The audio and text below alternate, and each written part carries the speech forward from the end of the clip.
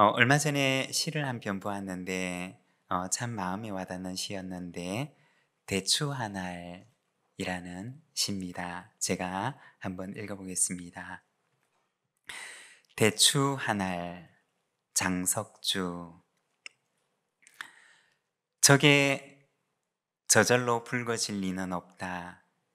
저 안에 태풍 몇 개, 저 안에 천둥 몇 개, 저 안에 벼락 몇 개, 저 안에 번개 몇 개가 들어있어서 붉게 익히는 것일 게다. 저게 저 혼자 둥그러질 리는 없다. 저 안에 무서리 내리는 몇 밤, 저 안에 땡볕 두어 달, 저 안에 초승달 몇 날이 들어서서 둥글게 만드는 것일 게다. 대추야, 너는 세상과 통하였구나. 대추 한 알이라는 제목의 시입니다.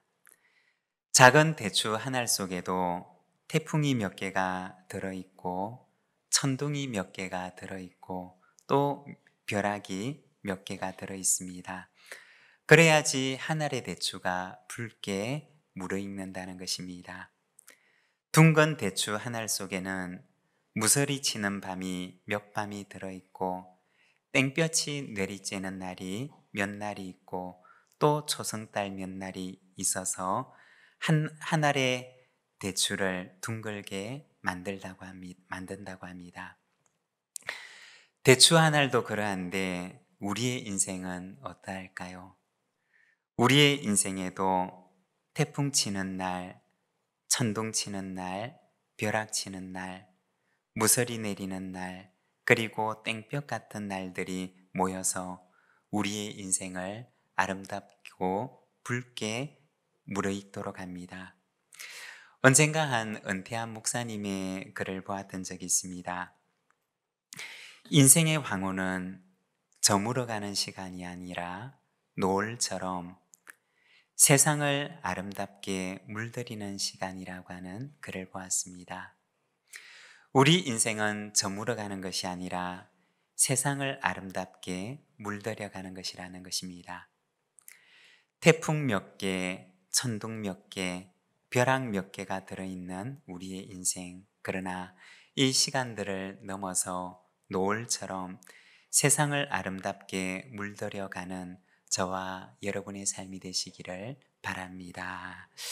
오늘은 창세기 39장 말씀을 통해서 요셉처럼 형통하라는 제목으로 우리가 함께 말씀을 묵상하고자 합니다. 우리가 성경에 보면 이 요셉이라고 하는 사람을 가리켜서 형통한 사람이라고 소개를 합니다. 오늘 우리가 읽었던 본문 2절에 보면 여호와께서 요셉과 함께 하심으로 그가 형통한 자가 되어 라고 말씀합니다. 바로 요셉이 형통한 사람이 되었음을 말하는 것입니다. 그런데 여러분, 우리가 요셉의 삶을 보게 되면 어떠한가요? 그의 인생 속에는 태풍이 몇 개 있었고 또 천둥이 몇 개가 있었고 또 벼락이 번개가 몇 개가 있었습니다. 고난 같은 시간들이 그의 인생 속에 들어 있었던 것을 우리는 보게 됩니다. 요셉은 봄날 같은 인생을 살았던 사람이 아니었습니다. 태풍이 불고 천둥이 치고 벼락이 치는 시련으로 가득한 인생을 살았던 사람이었습니다. 그러나 하나님께서는 이러한 시간들을 통해서 그의 인생을 하늘의 대출처럼 연글게 하셨고 하늘의 노을처럼 온 세상을 아름답게 물들이는 사람으로 만드셨습니다. 여러분, 성경에서 말하는 형통이란 무엇일까요? 그리고 참으로 형통한 사람이란 어떠한 사람일까요? 먼저 첫 번째로 형통한 사람이란 하나님을 신뢰하는 사람을 말하는 것입니다. 오늘 본문 1절의 말씀을 우리가 같이 한번 자막을 보면서 봉독하겠습니다. 함께 읽겠습니다. 요셉이 이끌려 애굽에 내려가매 바로의 신하 진위대장 애굽 사람 보디발이 그를 그리로 데려간 이스마엘 사람의 손에서 요셉을 산이라. 아멘.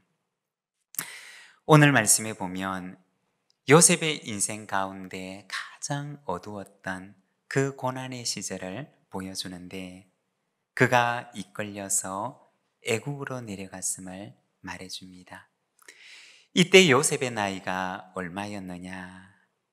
아마도 18살 때쯤이었을 것입니다.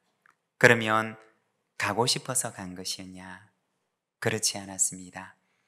1절의 말씀을 보게 되면 이끌려 내려갔음을 이야기하고 있습니다. 다시 말해서 그는 강제로 내려갔던 것입니다.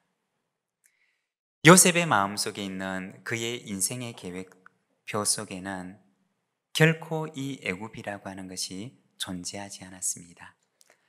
자신의 인생 계획 가운데 없었던 일이 바로 그의 인생에 일어났던 것입니다. 그러면 좋은 일로 내려갔느냐? 그는 형들의 미움을 받아서 강제로 팔려 내려갔던 것입니다. 우리가 요셉의 입장에서 생각을 해본다면 얼마나 형들이 밉고 원망스러웠을까요? 자신의 인생을 이렇게 마치 벼랑 끝에서 밀어버린 것 같은 이러한 인생을 만들어 놓은 그의 형들이 그는 얼마나 밉고 원망스러웠을까요? 우리가 요셉의 인생을 보게 되면 요셉의 인생 속에는 이처럼 느닷없이 닥쳤던 생각지도 못한 불행이 그의 인생에 태풍처럼 찾아와서 그의 삶을 흔들어 놓았던 것을 우리는 보게 됩니다. 첫 번째는 어머니의 죽음이었습니다. 너무 어린 나이에 요셉은 어머니를 잃었던 것입니다. 아직도 엄마의 손이 한창 필요한 나이였는데 그는 그 어린 나이에 어머니를 잃어버리게 됩니다. 그리고 두 번째는 형들의 미움을 받아서 애굽에 노예로 팔려갔던 사건이었습니다. 하루아침에 그는 노예가 되고 말았던 것입니다. 그리고 세 번째는 억울한 누명을 쓰고 죄수가 되었던 사건이었습니다. 노예가 된 것도 억울한데 이번에는 누명을 쓰고 죄수가 되었던 것입니다. 여러분, 만일에 내가 요셉 같은 상황에 놓였다면 우리는 어떻게 했을까요? 평생 원망하고 불평하며 살지 않았을까요? 그런데 우리가 성경을 보면 요셉의 인생이 곤두박질 칠수록 하나님께서는 그를 더욱 굳세게 붙들어 주셨던 것을 우리는 보게 됩니다. 2절 말씀을 보게 되면 여호와께서 요셉과 함께 하심으로 라고 말씀을 합니다. 요셉이 혼자 애굽에 내려간 것처럼 보이지만 그러나 창세기 성경은 그가 혼자가 아니었음을 말하는 것입니다. 하나님께서 그와 함께 하심으로 라고 말씀을 합니다. 여러분, 우리 인생에도 내가 혼자 버려진 것 같은 순간이 찾아올 때가 있지 않습니까? 그런데 정말 그 순간에는 내가 혼자인 것일까요? 그렇지 않다는 것입니다. 오늘 말씀은 우리에게 이야기하기를 하나님께서 나와 함께 계심을 말씀하십니다. 나와 함께 하시는 하나님을 바라볼 줄 아는 것, 그것이 바로 신앙의 눈인 것입니다. 여러분, 신앙의 눈을 뜨고 내 인생을 바라보시기를 바랍니다. 그러면 내가 혼자가 아니라 하나님께서 섭리의 손길로 나의 인생을 인도하고 계신다는 것을 알게 될 것입니다.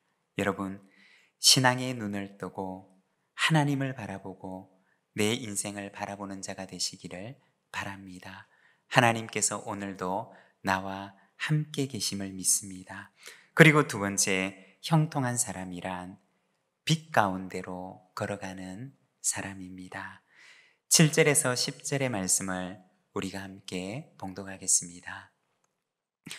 그 후에 그의 주인의 아내가 요셉에게 눈짓하다가 동침하기를 청하니 요셉이 거절하며 자기 주인의 아내에게 이르되 내가 네 주인이 집안의 모든 소유를 간섭하지 아니하고 다 내 손에 위탁하였으니 이 집에는 나보다 큰 이가 없으며 주인이 아무것도 내게 금하지 아니하였어도 금한 것은 당신뿐이니 당신은 그의 아내임이라.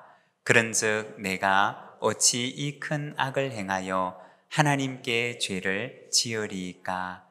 여인이 날마다 요셉에게 청하였으나 요셉이 듣지 아니하여 동침하지 아니할 뿐더러 함께 있지도 아니하니라. 아멘. 오늘 말씀에 보면 죄를 거절하는 요셉의 모습을 보여줍니다.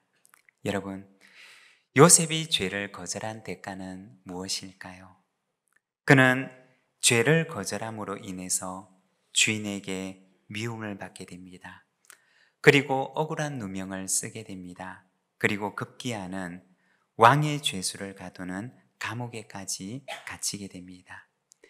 이것이 바로 요셉이 죄를 거절하고 받은 대가였습니다. 만일에 우리에게도 이런 일들이 찾아온다면 우리는 어떻게 할까요? 죄를 받아들이면 이익이 오고 죄를 거절하게 되면 불이익이 찾아온다면 우리는 어떻게 할까요? 요셉은 그 순간에 어떻게 하였느냐? 하나님을 기억하였던 것입니다. 사람의 눈은 속일 수 있어도 모든 것을 보고 계시는 하나님은 속일 수 없다는 사실을 기억하며 그는 하나님을 바라보고 죄를 거절하게 됩니다. 8절과 9절의 말씀을 보게 되면 요셉이 거절하며 자기 주인의 아내에게 이르되 내 주인이 집안의 모든 소유를 간섭하지 아니하고 다 내 손에 위탁하였으니 이 집에는 나보다 큰 이가 없으며 주인이 아무것도 내게 금하지 아니하였어도 금한 것은 당신뿐이니 당신은 그의 아내임이라. 그런즉 내가 어찌 이 큰 악을 행하여 하나님께 죄를 지으리이까? 라고 그는 말합니다. 여러분, 요셉이 두려워했던 것은 무엇일까요? 주인에게 들킬까 두려워서 그는 죄를 거절했던 것일까요? 사실은 주인이 아니라 모든 것을 보고 계시고 모든 것을 알고 계시는 하나님을 두려워했기 때문에 그는 그리했던 것입니다. 여러분, 사람을 두려워하는 이가 아니라 하나님을 두려워하는 자가 되시기를 바랍니다. 하나님은 우리의 모든 것을 보고 계신다는 것입니다. 요셉의 정직함도 보고 계시고 또 보디발의 아내의 거짓됨도 보고 계십니다. 여러분, 우리가 생각을 해보면 그러면 보디발의 아내의 이 일은 그의 거짓됨은 영원히 감추어졌을까요? 그렇지 않았을 것입니다. 요셉이 그 감옥에서 나오는 날, 그리고 그가 그 나라의 총리가 되었던 그날, 가장 두려워했던 사람은 누구였을까요? 아마 보디발의 아내였을 것입니다. 그리고 그 후에 그녀는 두려운 세월을 보내었을 것입니다. 언젠가 결혼을 앞둔 신랑 신부를 만나서 이야기를 나누는 중에 참 인상 깊었던 말을 들었던 적이 있습니다. 자신의 결혼식 때 꼭 부르고 싶은 찬양이 있다는 말이었습니다. 찬송가 445장인데 태산을 넘어 험곡에 가도 라고 하는 찬양이었습니다. 결혼을 하고 첫 출발을 하는데 이 찬양을 자신의 결혼식장에서 꼭 부르고 싶다고 하는 이야기를 들은 적이 있습니다. 그 가사를 보게 되면 태산을 넘어 험곡에 가도 빛 가운데로 걸어가면 주께서 항상 지키시기로 약속한 말씀 변치 않네. 여러분, 어떤 고백이었을까요? 태산 같은 곳을 만나도, 험한 골짜기 같은 곳을 만나도 빛 가운데로 걸어갈 때 주님께서 항상 지켜주시옵소서 라는 그 약속의 말씀을 붙들고 드리는 기도의 고백이었을 것입니다. 여러분, 이 고백이 저와 여러분의 고백이 되기를 바랍니다. 여러분, 성경이 말하는 형통한 사람이란 어떤 역경이 와도 나와 함께 하시는 하나님을 신앙의 눈으로 바라보는 사람입니다. 형통한 사람은 빛 가운데로 걸어가기로 결단하는 사람입니다. 우리 시간 함께 기도하기를 원하는데, 우리 인생에도 태풍 같은 순간이, 또 천둥과 벼락이 치는 것 같은 순간이 찾아올 수도 있습니다. 그러나 바로 그때 나와 함께 하시는 하나님을 믿음의 눈으로, 신앙의 눈으로 바라보게 하옵소서. 그리고 어두운 세상 같은 이 세상 속에서 빛 가운데로 걸어가는 참된 형통의 길을 걷게 하옵소서. 우리 시간 함께 하나님 앞에 응답의 기도로 기도하며 나아가겠습니다. 함께 기도하겠습니다.